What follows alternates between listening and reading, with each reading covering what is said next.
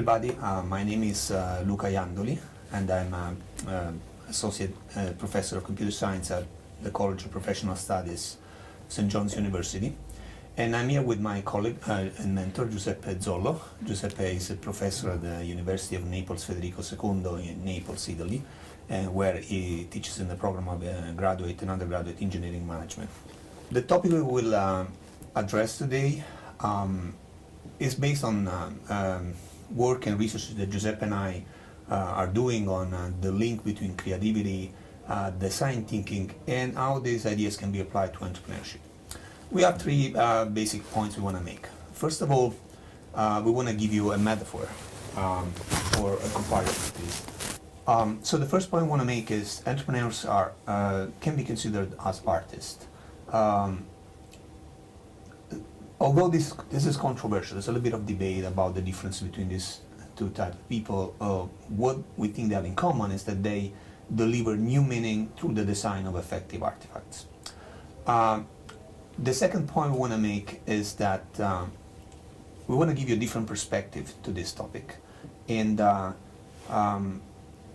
this perspective is based on recent findings in neuroscience about the way our brain perceives beauty and how we can apply this to the design of better product. And number three point, which is also the third part of this presentation, is we want to propose you a sort of method to think and act as an artist and apply this working method to the design of effective artifacts.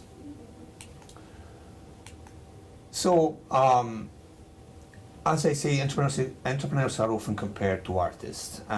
We have distilled like 8 personality traits, if you want, that they have in common.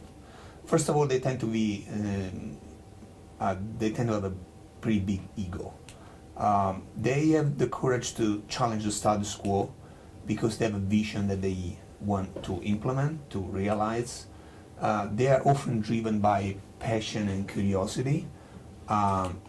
And this, together with their competence, makes them very creative.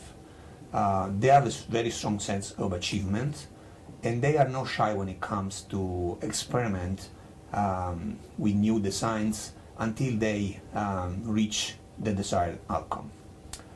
So let's start our trip into creativity and design. The first thing we want to discuss with you, and it's a very fundamental concept for this module, is the role of aesthetic pleasure.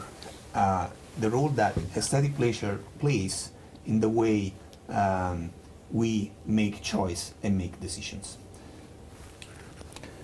The girl with a pearly ring was painted by Vermeer around 1665.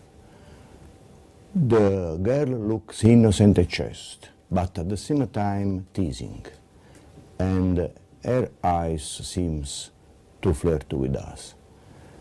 The painting raises more questions. The more we interrogate it, who was the girl? What was her relationship with the painter? It's unlikely that the girl with the modest attire was the owner of a valuable pearl earring. Who gave it to her? And so on, many other questions. What makes this painting extraordinary for us is that it is very ambiguous. This ambiguity is the primary source of aesthetic pleasure. And we want to persuade you that this extraordinary experience of beauty is essential to understand and grow our creativity.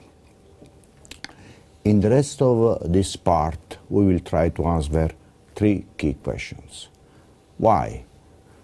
Sometimes ambiguity and ambiguous representation attract us. And what we can learn from the experience of beauty and how we can use this knowledge to improve our creativity and be more innovative in our entrepreneurial endeavors.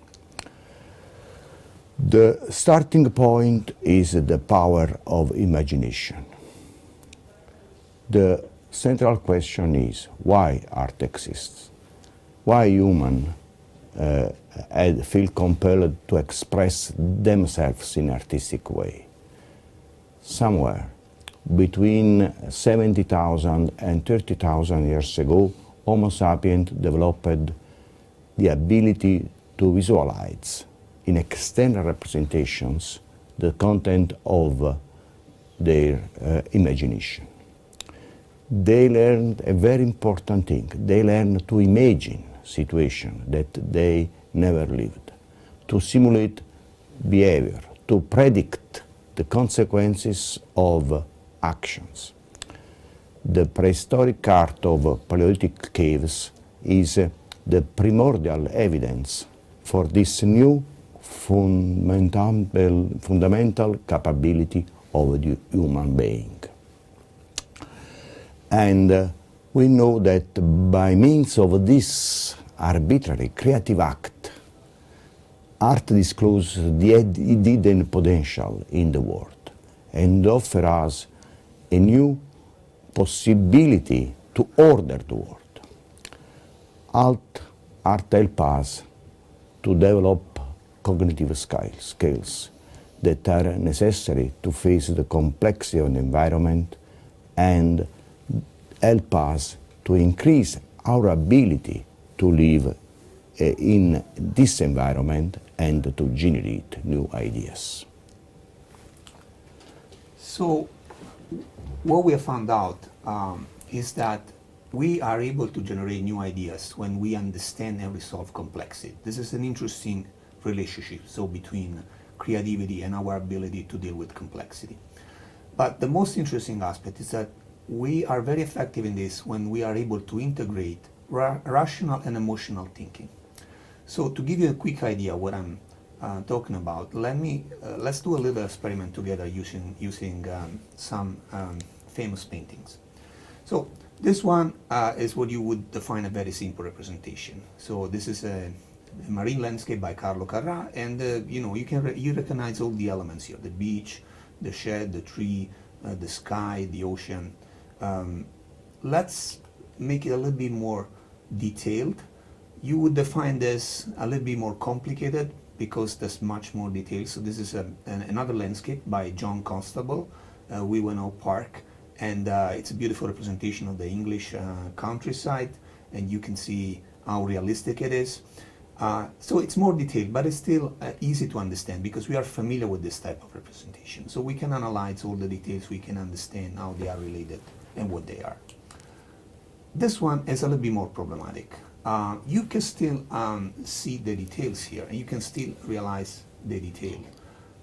But in order to understand the meaning of the whole picture, you need to know more about the story that this painting is narrating. And this is actually the Fall of the Rebel Angels, painted by Peter Bruegel the Elder. What happens is that, this is a story from the Bible, the angels that rebelled against God were thrown out by paradise, and during their fall they are actually going into a metamorphosis. They are changing from divine creature into monstrous being, which are the devils. And this process of metamorphosis is happening as they are falling, and so they start to exhibit very strange features, mixing animal and human characteristics. How about this one? This one is really puzzling. This is a Jackson Pollock painting. It's called Number One. It's an example of abstract painting. You can try to understand this painting trying to go into the details, but you would never find a meaning in this way because it's just very intricate. So how do you deal with this complexity? The only way to dig into this complexity is, for this one in particular, to suspend your rationality, to stop to be analytic, and then just try to record the emotion that this painting is producing in you. So what is the problem with complexity? We may end up being like this gentleman in this painting by Norman Rockwell, who is observing a Pollock painting and probably is not understanding much because he's trying to apply his traditional knowledge, his pre-existing knowledge, to the analysis of something that is completely new. But when the complexity is very high, when the object we are observing is very novel, we cannot use our pre-existing knowledge. So that's the link between complexity, emotion, and creativity. Complexity pushes us, forces us to be creative. And creativity is just that. The idea to avoid to be paralyzed by complexity, and is the courage to accept the challenge of the complexity and the ability to find a new order in a complex experience. By accepting the challenge of complexity, the artist makes some discoveries, which are essential for developing of creative abilities. The first discovery is ignorance. The second is the discovery of the ambiguity of experience. The third one is the discovery of necessity to invent a new word. And the final discovery, a discovery of ourselves. So we start with the first discovery, the discovery of ignorance. Observe this masterpiece of Venetian geography. This is the last great medieval map. Fra Mauro drew it in 1447, based on Ptolemy geography and of several accounts of Portuguese and Venetian travelers, including Marco Polo. The other map is about 40 years later. You can admire in Modena, Italy, at the Estense Library. Between the two maps, there was a discovery of America. And you see in the left part that the boundaries of North or South America are just sketched. But what is the most surprising part of this map, that Africa and Asia appears to be quite empty. On the contrary, over the map made by Fra Mauro, where Asia and Africa are filled by cities and news about population living there. So, where is the knowledge of Fra Mauro in this new map? It just evaporated. Humanity has uncovered ignorance. And within 2 generations, the medieval knowledge of myths, legends, traditions, and superstitions will disappear. Mankind starts to build knowledge no longer on tradition, but on the experience. And to develop our creativity abilities, we have to learn this lesson. We have to abandon our certainties, our myths. We must face reality with the idea that the reality is an enigma to be deciphered. The second discovery is the discovery of ambiguity. So you might have noticed that creativity tends to flourish in certain places in a very abnormal way. For instance, Van Gogh and Picasso had to go to Paris to develop their art. Leonardo da Vinci lived in Florence and then in Milan. Raphael and Michelangelo worked in Florence and then in Rome. And you can name other cities in the modern world, like New York, for instance, where creative people tend to gather. What is special with these places? So, for diverse circumstances, these cities ended up to be the center of creativity in their own time. By an unusual concentration, an amazing concentration of genius. This concentration created the critical mass for a mix of ideas that eventually determined the birth of the new. The tensions between the old and the new of the world, the conflict, the discovery. In those places, artists basically learned to deal with ambiguity.